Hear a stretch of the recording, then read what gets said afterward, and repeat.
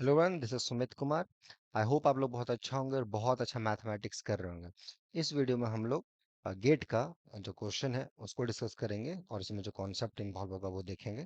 जो कि पता है अब गेट के एप्लीकेशन अब स्टार्ट होंगे और आप लोग में बहुत सारे लोग गेट एग्जाम लेके सीरियस है। किसी का ड्रीम है कहीं से एमटेक करना, किसी का ड्रीम है पीएचडी करना, तो उसके लिए गेट कंपलसरी हो जाता है। तो इसीलिए ये जो गेट का एग्ज़ाम है बहुत इंपॉर्टेंट है। और ये क्वेश्चन इस साल जो गेट के एग्ज़ाम में आया हुआ था उसी से लिया गया है। तो जो लोग गेट का एग्ज़ाम दे रहे हैं और जो मैथ को लेकर सीरियस है उनके लिए वीडियो हेल्पफुल होगा। ठीक है, तो पहले चलिए देखते हैं कि क्या ये क्वेश्चन है और इस टाइप के क्वेश्चंस को हम लोग को कैसे अप्रोच करना है। ओके, ठीक है। तो पहला जो यहाँ पे है, हमारे पास दो ऑपरेटर दी गई हैं टी और एस, आर फोर के बीच में, जहाँ पे कि दोनों ही नॉन जीरो और नॉन आइडेंटिटी ऑपरेटर है। ठीक है, दोनों के दोनों हमारे पास non zero non identity operator है। इसमें से एक ऑपरेटर जो टी है उसके बारे में बताया गया है कि T square equal to T है। तो पूछा जा रहा है कौन सा इसमें से सही है। पहला, टी इन्वर्टेबल होगा। सेकंड, टी नेसेसरली डायग्नोजेबल होगा। Third, T and S are similar अगर S square equal to S हो जाए और रैंक ऑफ टी और रैंक ऑफ एस बराबर हो जाए। ठीक है, मतलब एस भी एक ऑपरेटर है जो S square equal to S हो रहा है और उसका रैंक और टी का रैंक बराबर हो रहा है। तो अगर ऐसा होता है तो हमारा जो ऑपरेटर होगा वो सिमिलर हो जाएगा। Fourth, T and S are similar अगर हमारा S has zero and one as eigen values. तो ये इसके क्वेश्चंस है। इस पे हम लोग को ये क्वेश्चंस को बनाना है। किस टाइप के क्वेश्चंस को देखते हैं। ठीक है, तो चलिए स्टार्ट करते हैं इस टाइप के क्वेश्चंस को कैसे अप्रोच करना होगा। So solution, how to approach, क्या हमारे इस टाइप के क्वेश्चंस के लिए थिंकिंग प्रोसेस है। ओके, तो देखो पहला चीज तो तुम रिकॉल करो कि अगर कोई दो ऑपरेटर है, कोई भी linear transformation on R n, okay, और वो टी स्क्वायर अगर टी के बराबर हो रहा है, टी स्क्वायर अगर टी के बराबर होता है तो जो तुम्हारा ऑपरेटर होता है वो टी डायग्नोजेबल हो जाता है। ठीक है, ये ऑपरेटर आपका डायग्नोजेबल हो जाता है ओवर आर। ठीक है, और टी जो सिमिलर होता है इस टाइप का ऑपरेटर के साथ होगा, कुछ दूर तक वन फिर कुछ दूर तक जीरो। ठीक है, या सारे वन सारे जीरो, डिपेंड करता है टी कैसा ऑपरेटर है। तो यहाँ पे जो आपने टी बोला है कि नॉन जीरो है, नॉन आइडेंटिटी है, तो इसका मतलब सारे के सारे वन भी नहीं होंगे और सारे के सारे जीरो भी नहीं होंगे। ओके, ये और ऐसा क्यों होता है, ये T square equal to T जो ऑपरेटर होता है इसको हम लोग दूसरी भाषा में आइडेम्पोटेंट ऑपरेटर बोलते हैं। ठीक है, आइडेम्पोटेंट ऑपरेटर बोलते हैं। तो इस टाइप का जो आइडेम्पोटेंट ऑपरेटर है ये हमेशा ही डायग्नोजेबल होगा आपका आर में। ठीक है, आ, इसके पीछे का रीजन है, if you look at it's annihilating polynomial, it's lambda square minus lambda. So the minimal polynomial of this must divide this analytic polynomial. So analytic polynomial of this will be this, right, or this. But according to the given information, minimal polynomial ये नहीं हो सकता, minimal polynomial ये नहीं हो सकता। क्यों नहीं हो सकता है? Why? ये आपके लिए एक्सरसाइज है। ठीक है, ये छोटा सा मेरा नन्हा मुन्ना एक्सरसाइज है, इसको देख लेना। So minimal polynomial is this according to the given information because t you have given me, t is not equal to identically zero, t identically zero नहीं है, t identically वन ऑपरेटर नहीं है। तो ये दो मिनिमल पॉलिनोमियल के choices आपके नहीं होंगे। तो उस बेसिस पे जो हमारा ये मिनिमल पॉलिनोमियल होगा ये होगा। और मिनिमल पॉलिनोमियल वंस और minimal polynomial splits into distinct linear factors, then your operator is diagonalizable. So ये ऑपरेटर आपका डायग्नोजेबल हो गया। So T is necessarily diagonalizable. Invertible, invertible होगा कोई ऑपरेटर, इन्वर्टेबल होने के लिए उसका आइगन वैल्यू में जीरो नहीं दिखना चाहिए, zero should not be the eigen value. And of course यहाँ पे जीरो आइगन वैल्यू आएगा because minimal polynomial lambda contain कर रहे हैं, तो जीरो इसका आइगन वैल्यू होगा। So T is, such operator is never ever invertible. तो ये दो क्वेश्चंस तो छट गए। फोर्थ, अगर टी और एस सिमिलर हो जाएंगे अगर S S zero and one only eigen value. देखो अगर दो मैट्रिसेस अगर सिमिलर है ना तो दोनों, अगर एक डायगोनलाइजेबल है तो दूसरा भी डायगोनलाइजेबल होगा और दोनों का जो ब्लॉक्स होंगे, जो भी जो मतलब डायगोनलिटी में जो आइगन वैल्यूज आएंगे वो तो सेम होंगे ही, साथ साथ सब कुछ सेम होगा अप टू परमुटेशन। ओके, तो इन दिस केस अगर हम लोग देखें थोड़ा सा, अगर इसको आप थोड़ा सा देखेंगे यहाँ पे फोर्थ ऑप्शंस के लिए या थर्ड ऑप्शंस में भी अगर डिस्कार्ड ही करना है आपको तो आप आराम से डिस्कार्ड कर सकते हैं विद सुटेबल ऑप्शंस, ठीक है। तो पहले ये क्लियर हुआ कि क्या यहाँ क्वेश्चन है, कैसे चीजें दी गई हैं, राइट। कैसे हमने ये दो क्वेश्चंस बनाया बेसिक तरीके से, तो ऐसे इसको समझना है, ठीक है। चलो फोर्थ ऑप्शन पे आओ। फोर्थ ऑप्शन बोला है कि T and S are similar अगर S has zero and one only eigen value, okay.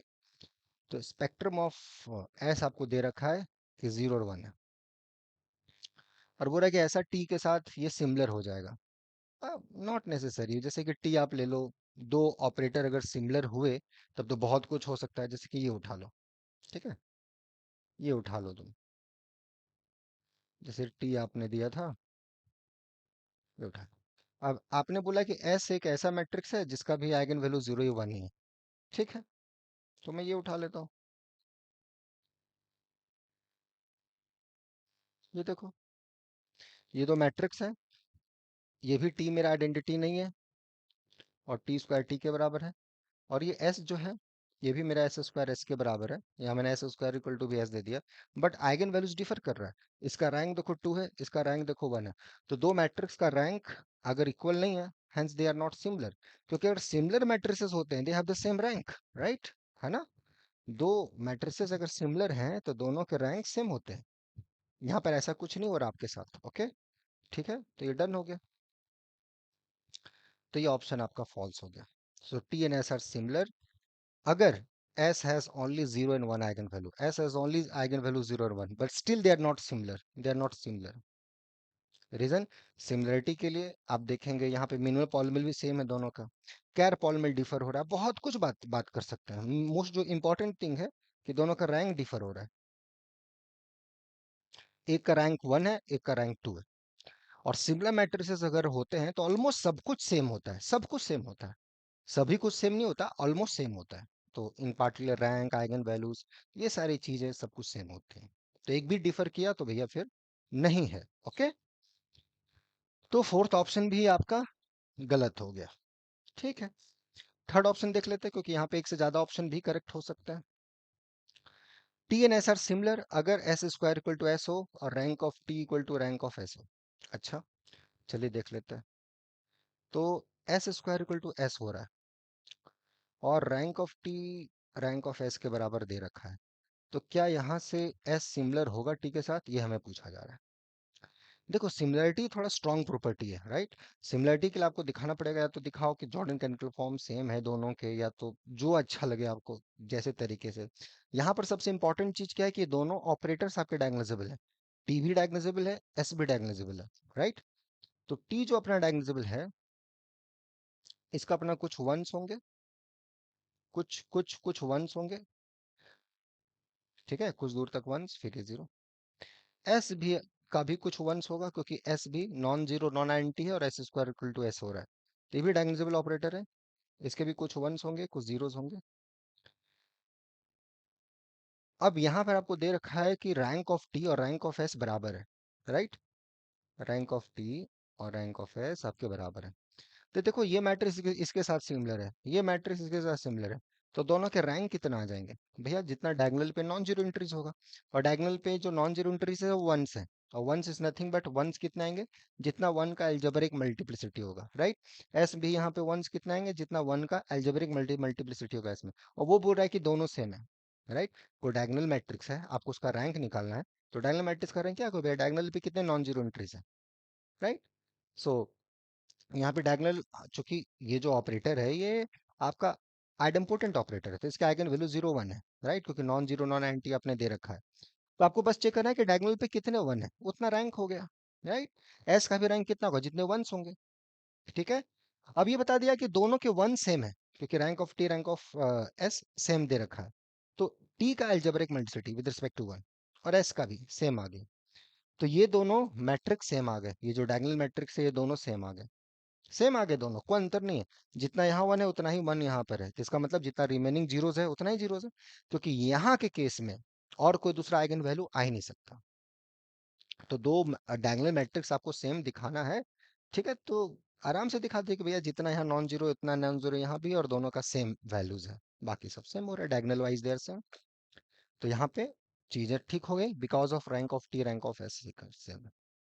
तो यहाँ से हम लोग क्या सीख के गए कि दो आइडेम्पोटेंट मैट्रिसेस सेम ऑर्डर के, they are similar if and only they have the same rank, same rank. क्योंकि यहाँ पे जो रैंक, जो आइगन वैल्यूज आएंगे वो वन होंगे। रैंक ऑफ टी क्या होगा? Algebraic multiplicity of one. ये भी क्वेश्चन आ चुका है आपके नेट के, गेट के एग्जाम्स में। ओके, कि जो आइडेम्पोटेंट मैट्रिसेस होते हैं उसके रैंक कितने तो है, तो जितना उसका एल्जेब्रिक मल्टीप्लिसिटी होता है आइगन वैल्यू वन का। यहाँ पे वही चीज हुआ। ठीक है, तो दोनों के वंस सेम हो गए, क्योंकि दोनों का रैंक, आपने इसका भी रैंक वही दिया जो इसका रैंक, और इसका रैंक कितना, जितना वंस आएगा यहाँ पर, इसका भी रैंक कितना, जितना वंस आएगा, वो दोनों बराबर हो गए, तो जीरोस बराबर हो गए, तो ये दो मैट्रिक्स बराबर हो गए। ये इसके साथ सिमिलर, ये ये इसके बराबर, ये इसके साथ सिमिलर। और similarity is an transitive relation. Similarity क्या होती है? ट्रांजिटिव रिलेशन होती है। So T similar to S, so T similar to S, so अगर ये चीज हुआ तो टी सिमिलर टू एस। तो ये 4x4 है, हमने कहीं 4x4 यूज नहीं किया है। This is general true for n x n। तो मैथ ऐसा पढ़ो कि मैथ पढ़ने में और मजा आया, और दिमाग खुले, थोड़ा सा ढक्कन खुले कि हाँ भाई कैसे चीजें हो रही हैं। एक मजे से पढ़ो, है ना। ये चार पांच तो आता रहेगा, समझ के पढ़ो। अब चूंकि गेट का एग्जाम होगा 2025 का, और उसके लिए अगर प्रिपरेशन कर रहे हो तो थोड़ा सा अच्छे से, अभी समय है, चूंकि अभी समय है तो मैं बात कर सकता हूँ। चीजों को थोड़ा समझने की कोशिश करो, थोड़ा डीप डाउन जाओ, देखो चीजें कैसे हो रही है, नहीं हो रही है। उसमें लगता है कि सपोर्ट की जरूरत है, गाइडेंस की जरूरत है, एक मजे से इस टाइप से सीखना चाहते हो, तो यहाँ रेगुलर बैचेस हैं गेट 2025 के लिए, जुड़ सकते हो अभी से। बहुत अच्छा प्रिपरेशन होगा, और अच्छे से पढ़ो मस्ती के साथ। ठीक है, और ये आप करोगे, मैं नहीं करूंगा, ये आप करोगे अपनी मेहनत से। ठीक है, तो बस मेहनत करना है, अपने आप को इम्प्रूव करना है, बाकी चीजें होती रहेंगी। ठीक है, तो देख लो इस क्वेश्चन को कैसे बनाया गया, कहीं कोई दिक्कत हो पॉज कर लेना, और जो छोटा छोटा एक्सरसाइज दिया है नन्हे मुन्ने से कि ये सब कैसे हो रहे हैं, उसको देख लोगे, और कैसे सिमिलरिटी काम कर रहा है। इसमें पकड़, इसका डेफिनेशन क्या होता है, what do mean by two operators are similar. ठीक है, तो ये सब चीजें भी क्लियर हो आपको कि सिमिलरिटी का क्या डेफिनेशन है, टू ऑपरेटर सिमिलर का मतलब क्या होता है, हाउ दे आर डिफाइन, कैसे वर्क करता है, कब सिमिलर नहीं होगा, ये सारी चीजें बेसिक डेफिनेशन मैंने बहुत सारी वीडियोस पे इस पर बातचीत करी है। तो आप देख लेना, कोई भी आप पढ़ लेना, ये सब डेफिनेशंस क्लियर कर लेना, फिर जुड़ना। ठीक है, तो ध्यान से देखो, ध्यान से समझो, और फिर सिमिलरिटी, ट्रांसिटिव रिलेशंस होता है, वो सारी चीजें यूज हुई हैं, तो चीजें आपके बन जाएंगी। ठीक है, तो ऐसे चीजों का अप्रोच करेंगे तो कॉन्सेप्चुअली और स्ट्रांग आप होंगे, और मजा आएगा आपको। ठीक है, मिलते हैं नेक्स्ट वीडियोस में। Till then enjoy the subject, take care, bye.